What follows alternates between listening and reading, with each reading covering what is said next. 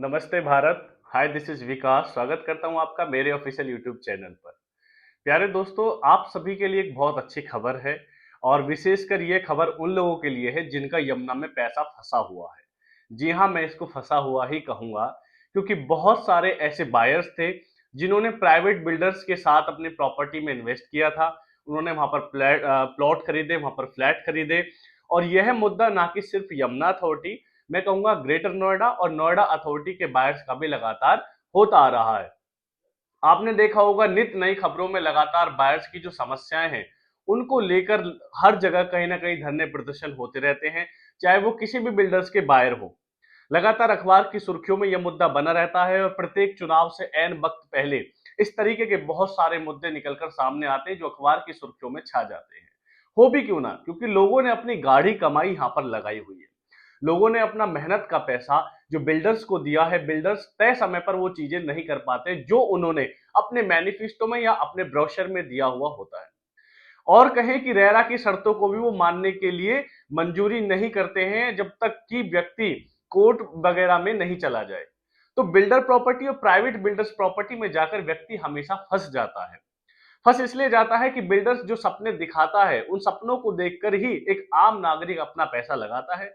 लेकिन जब उसे वो चीजें नहीं मिलती हैं या तय समय पर उसका पोजीशन तक नहीं मिलता है, तब वो कहीं ना कहीं धरने प्रदर्शन कोर्ट कचहरी इन सब के चक्कर लगाता है। वरना एक आम नागरिक को क्या पड़ी कि वो बार बार कोर्ट कचहरी के चक्कर लगाए।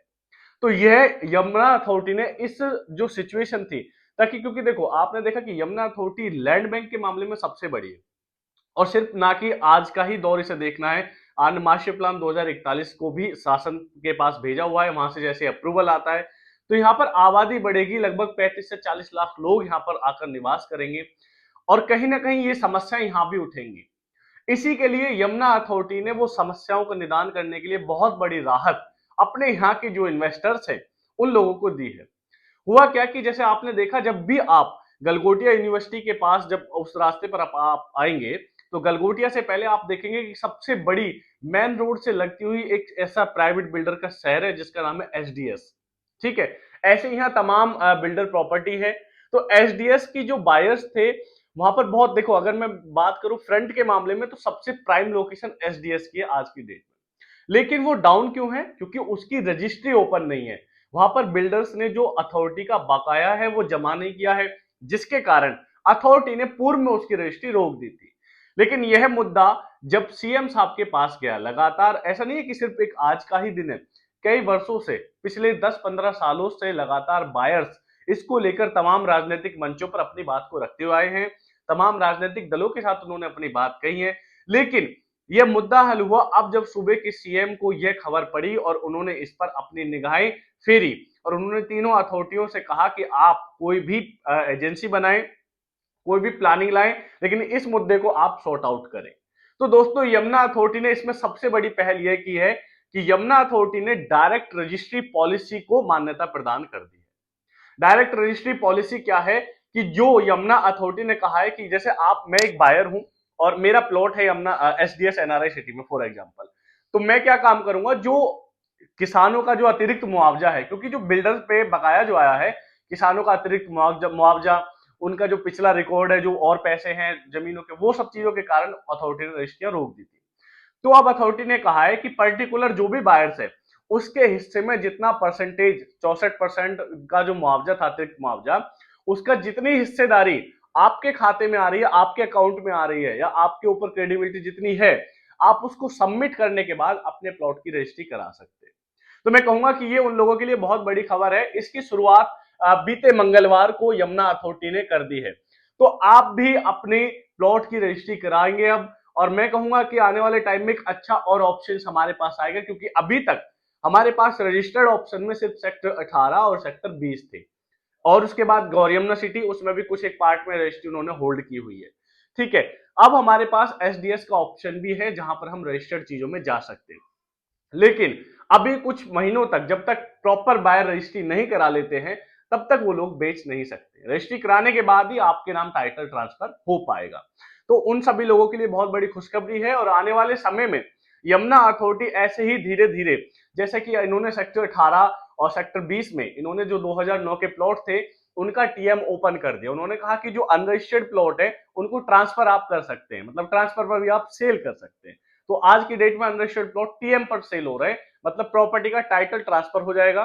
जैसे मैं मेरा अलॉटी हूं 2009 का, मेरा प्लॉट था, मैंने अथॉरिटी के बिहाफ पे, अथॉरिटी के लिए मैंने एग्रीमेंट टू लीज कराई। अब मैं अपने प्लॉट को बेचना चाहता हूं, तो मैं फर्स्ट ऑफ ऑल क्या करूंगा कि अपनी एग्रीमेंट टू लीज को लीज सरेंडर होगी, जिसका मोटा नॉमिनल चार्जेस 35-40 हजार रुपए आता है। तो मैं उस लीज को सरेंडर करने के बाद सेम डे उसी टाइम में टीएम डाल दूंगा सेकंड पार्टी के नाम, जिनने मेरे से प्लॉट खरीदना है। तो इस तरीके से यमुना अथॉरिटी भविष्य में अन्य सेक्टर्स की भी रजिस्ट्रियां ओपन कर सकती है, उनका भी टीएम ओपन कर सकती है, लाइक दैट कि आपका सेक्टर 18 एंड सेक्टर 20। तो सेक्टर 17 है, सेक्टर 16 है, सेक्टर 22 है, और मैं किसान कोटा में अगर आ जाऊं तो सेक्टर 25 है, जहां पर रजिस्टर्ड प्लॉट है।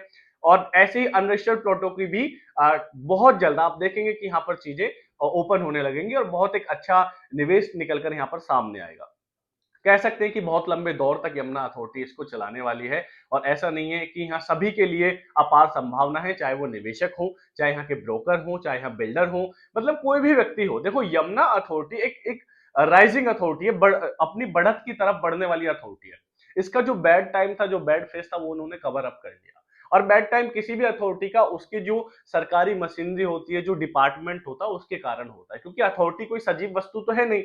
उसमें प्राण कौन डालेंगे भाई, उसमें जान कौन डालेगा? वहां के अधिकारी, ऊपर की मशीनरी, जो हमारा गवर्नमेंट सिस्टम है। जब तक वो फोकस नहीं करेगा तो कोई भी अथॉरिटी कैसे ग्रोथ करेगी? तो यमुना अथॉरिटी अब अपने ग्रोइंग फील्ड में है। बहुत अच्छा निवेश भी यमुना अथॉरिटी को मिला है ग्लोबल इन्वेस्टर समिट में। 1 लाख से करोड़ से अधिक का निवेश यमुना अथॉरिटी के खाते में आया है। उसी के साथ साथ यहाँ पर इंटरनेशनल इवेंट यहाँ पर हो रहे हैं, लाइक दैट कि आपका मोटो जीपी। उसके बाद अब मोटो जीपी अगले 7 ईयर्स तक कंटिन्यू हर सितंबर में होगा, जिसकी डेट नेक्स्ट 2024 के सितंबर के लिए फिक्स हो चुकी है। तो कह सकते हैं कि बहुत तरीके से यहाँ पर देखो देखो जब जैसे मोटो जीपी हुई, तो कंपनियां यहाँ पर जो मोटर व्हीकल की कंपनियां हैं, वो यहाँ पर अपना एक भविष्य देखेंगी, क्योंकि ऐसा तो है नहीं कि होने के बाद ये कभी नहीं होगी। तो कंटिन्यू यहाँ पर और भी चीजें हो सकती हैं। इंटरनेशनल इवेंट ना हुए तो नेशनल इवेंट हो सकते हैं, या हमारे जो G7 G20 वाले हो सकते हैं, G7 हो सकते हैं, यूरोपियन यूनियन के इवेंट हो सकते हैं।